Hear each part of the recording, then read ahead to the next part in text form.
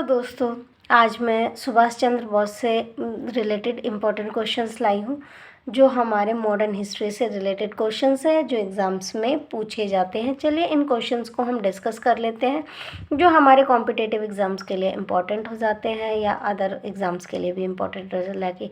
DSSB exams में बहुत सारे एग्ज़ाम्स होते हैं, उनके लिए भी इम्पॉर्टेंट हो जाते हैं। चलिए डिस्कस करते हैं।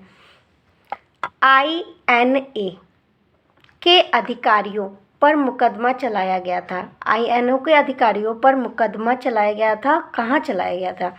लाल किला दिल्ली में, ग्वालियर फोर्ट में, आमेर फोर्ट जयपुर में या आगरा फोर्ट में। तो INA के अधिकारियों पर मुकदमा लाल किला दिल्ली में चलाया गया था। क्वेश्चन नंबर 2, सुभाष चंद्र बोस का राजनीतिक गुरु कौन था? तो सुभाष चंद्र बोस जी जो थे उनके राजनीतिक गुरु कौन थे? GK गोखले थे या CR दास जी थे, BC पाल थे, BC तिलक थे? तो सुभाष चंद्र बोस जी के जो राजनीतिक गुरु थे वो थे CR दास। कौन थे? CR दास। वर्ष 1945 में आज़ाद हिंद फौज के लाल किले में दिल्ली के मुकदमे की पैरवी किसने नहीं की थी? तो वर्ष 1945 में जो आज़ाद हिंद फौज के जो लाल किले में दिल्ली के मुकदमे की पैरवी किसने नहीं की थी? भुलाई भाई देसाई ने नहीं की थी, कि पंडित जवाहरलाल नेहरू जी ने नहीं की थी, सरदार वल्लभ भाई पटेल ने नहीं की थी या डॉक्टर कैलाश नाथ काटू जी ने नहीं की थी? काटजू ने। तो सरदार वल्लभ भाई पटेल जी ने नहीं की थी।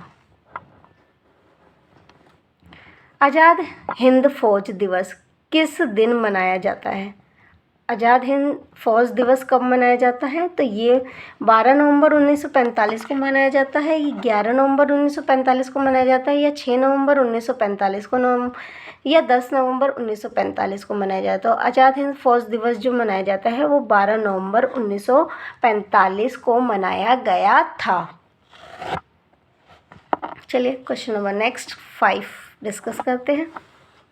आज़ाद हिंद फौज के अधिकारियों के उनके लाल किले पर चल रहे मुकदमे में उनके पक्ष में किसने वकालत की थी? तो किसने वकालत की थी?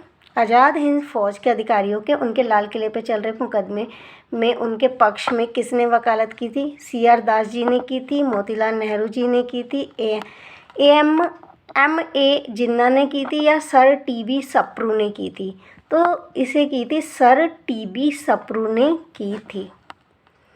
सुभाष चंद्र बोस ने निकोबार द्वीप को नया नाम डैश दिया था।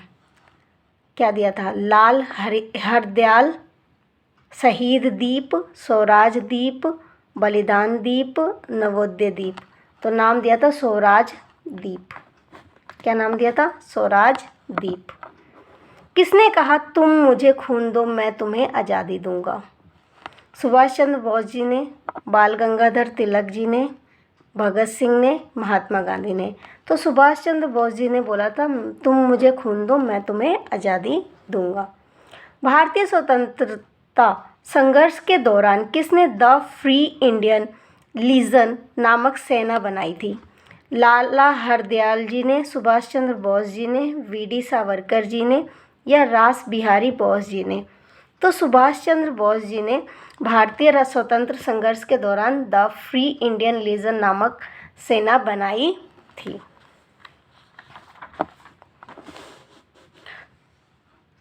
सुभाष चंद्र बोस ने स्वतंत्र भारत की अंतरिम सरकार की स्थापना की घोषणा की थी। कब की थी? 21 अक्टूबर 1943 में या 24 अक्टूबर 1943 को, 22 अक्टूबर 1943 को या 23 अक्टूबर 1943 को? तो सुभाष चंद्र बोस ने स्वतंत्र भारत की अंतरिम सरकार की स्थापना की घोषणा 21 अक्टूबर 1943 को की थी। फॉरवर्ड ब्लॉक किसके द्वारा स्थापित किया गया था?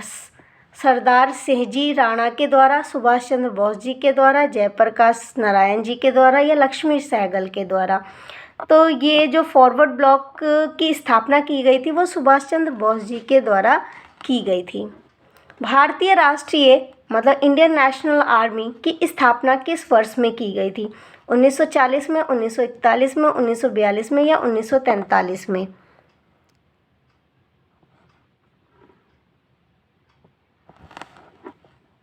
तो ये लगभग की गई थी आपकी 1940 के लगभग में, 40 में।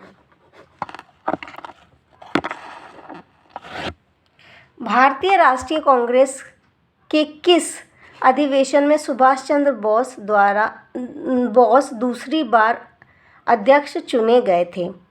हरिपुरा अधिवेशन में, मद्रास अधिवेशन में, त्रिपुरी अधिवेशन में, कलकत्ता अधिवेशन में? कौन से अधिवेशन में चुने गए थे? तो ये था हमारा त्रिपुरी अधिवेशन। कौन सा अधिवेशन था? त्रिपुरी अधिवेशन। भारतीय राष्ट्रीय कांग्रेस के हरिपुरा अधिवेशन की अध्यक्षता किसने की थी? CR दास जी ने की थी, JB कृपलानी ने की थी, AC बोस ने की थी या JL नेहरू जी ने की थी? तो इसकी जो भारतीय राष्ट्रीय कांग्रेस के हरिपुरा अधिवेशन की अध्यक्षता की गई थी तो AC बोस जी ने की थी। आई होप आपको क्वेश्चन समझ आया होगा। अगर कोई डाउट हो, क्वेरी हो तो please comment in the comment section. Thank you for watching my video.